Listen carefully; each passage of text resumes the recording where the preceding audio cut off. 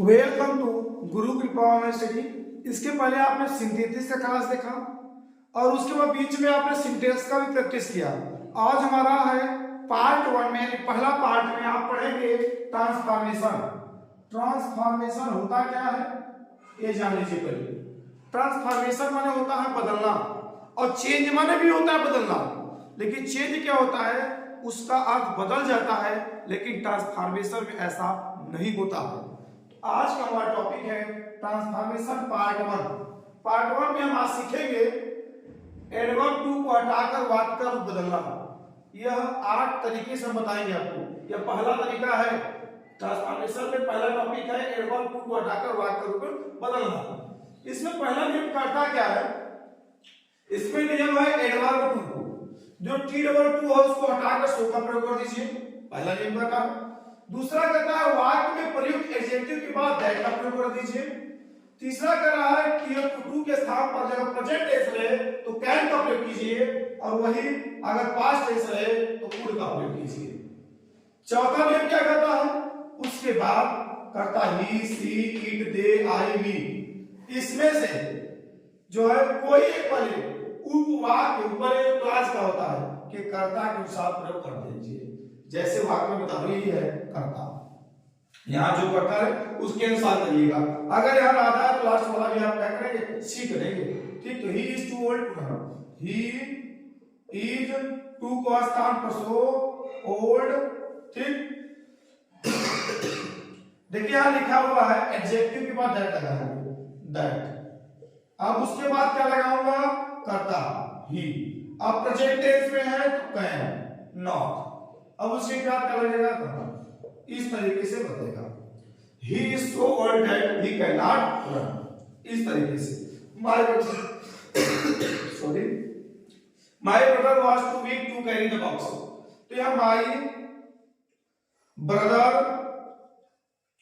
was so weak that, अब के my brother ही लगा दीजिए, ही। अब could not हो जाएगा, क्यों हो जाएगा, क्योंकि पास्ट में was, तो कहेगी the box। इस तरीके से बदलता है। तीसरा है अगर वाक्य आपको दिखे पैसिव में तो अगला क्लास भी पैसिव ही बनेगा। जो नियम रहेगा वही रहेगा। The house is so costly that, ईट लगा दीजिए, ईट। अब इज है तो कैन नॉट बी परचेज्ड, इस तरीके से बनता है। यह हमारा पहला सेंटेंस, दूसरा, तीसरा।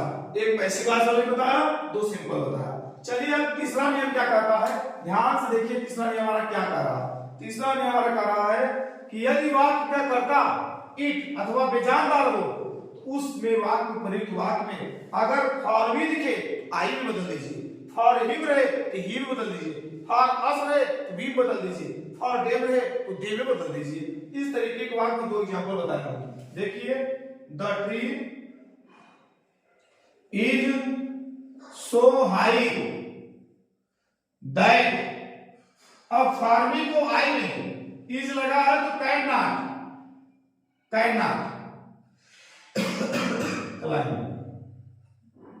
इस तरीके से।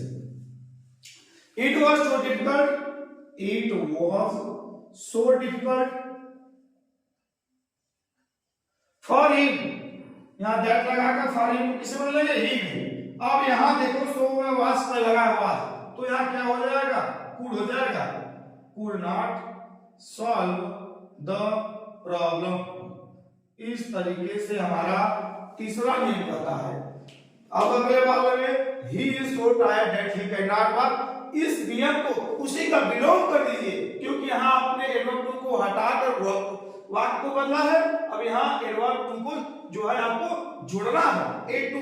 तो कैसे बनता है, he is too tired, he is too tired to walk, बन गया। देख लीजिए उसका वही अगर बदलते हैं कैसे बदलता है, ये ध्यान रखिए। अगर टू जोड़ने के लिए आएगा किस तरीके से बनाइएगा, हटाने के लिए मैं बताया है। एक विशेष है यूज ऑफ एक्सट्रीमली का, अगर आपको आगे कुछ ना दिखे टू वाला, इट इज टू हॉट रहे तो बस it is it is extremely hot कर दीजिए, बोल दिया ये हुआ। अगर विशेष में इट इज टू हॉट इसलिए रहता है, टू कोल्ड लगता है, तो बस उसको हीट इज एक्सट्रीमली हॉट बना दिया, बन गया। इस तरीके से हमारे ट्रांसफॉर्मेशन का पहला दिन का क्लास हुआ। अब दो आपको इसको कमेंट बॉक्स में करना है, अपने नोटबुक में भी करना है, ताकि मैं समझ जाऊं कि आपने इसको अच्छे से कर लिया। और कमेंट करके आप बताएंगे, अगर आपने इसको किया तो मैं समझ जाऊंगा आपको समझ में आ गया, मैं उसका रिएक्ट भी कर दूंगा कि आपने सही किया है। चलिए अगले वीडियो में ट्रांसफॉर्मेशन के पार्ट 2 में मिलेंगे। वीडियो अच्छा लगे लाइक वाला बटन दबाएं, शेयर करें, सब्सक्राइब करें। जय हिंद, जय भारत।